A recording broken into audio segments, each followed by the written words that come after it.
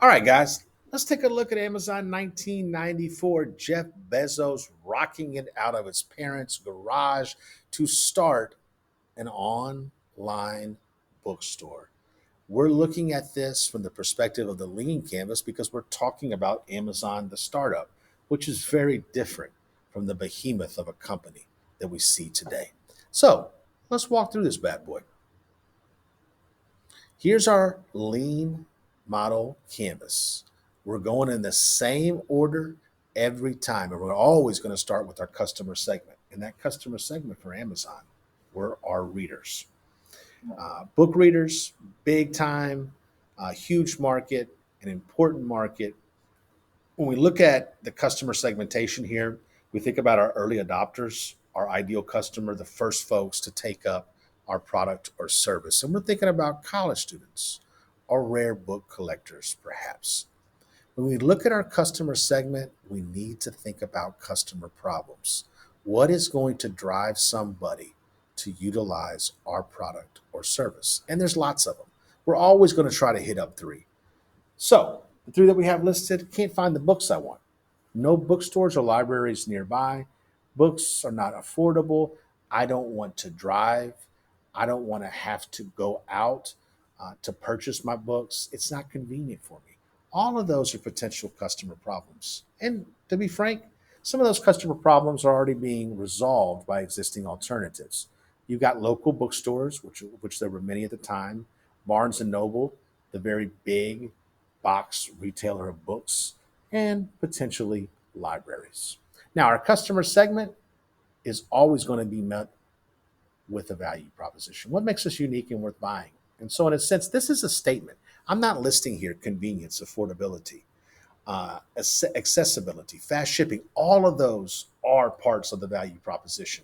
But this is more of a way that we might state it to be more succinct. Buy any book in the world from your PC and have it at your doorstep in days.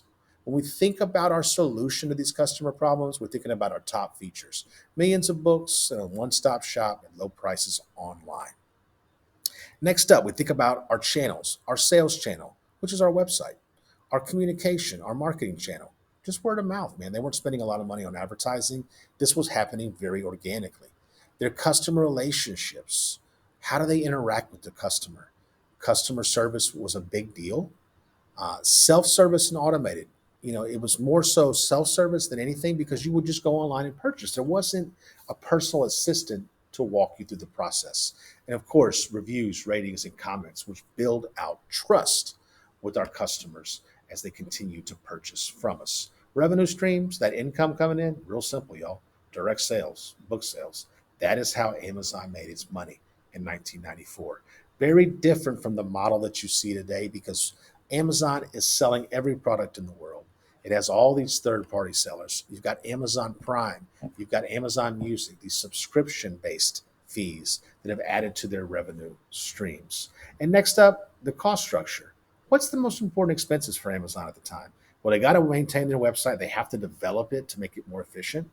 What are the customer acquisition costs? How much money do they have to invest in order to gain a new customer? Salaries for their software engineers, for their leadership, for their workers, and web hosting, which deals with the cost of servers to run their website. Now, key metrics, that's that important data that is so critical to what makes a company successful. So when we think about key metrics for Amazon, this is company specific. The North Star metric being the most important metric, you might say it's number of books sold. It could be average sale value, lifetime customer value, and that all important conversion rate. How many come to the site and actually purchase and are completing the action that we want them to complete?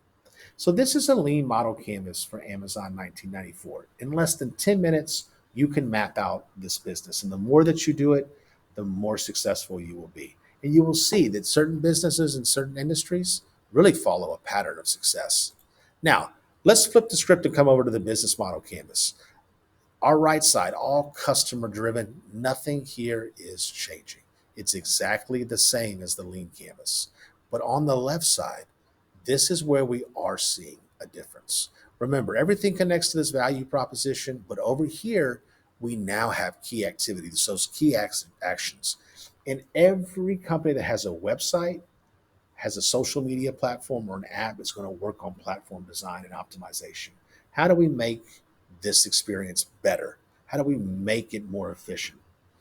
Warehousing and logistics were very important activities. You might even put here advertising or marketing to get more of the word out. Next up, we got our key resources, the physical ones being our inventory and our warehouses, the human, our software designers, our leadership, Jeff Bezos. We could also have here brand, which could be an intellectual resource, very important one. It could be a patent or a copyright, even trade secrets and trademarks. Key partners, logistics and delivery services, postal service, UPS, FedEx, so on and so forth. Authors and publishers, third party sellers that want to use Amazon as a vehicle to sell their product, and suppliers. And finally, our cost structure, which once again, it's not really changing. It's that internet technology infrastructure, that platform development, warehouses and inventory, and software designers. And guys, that is Amazon 1994 on both the lean canvas and the business model canvas.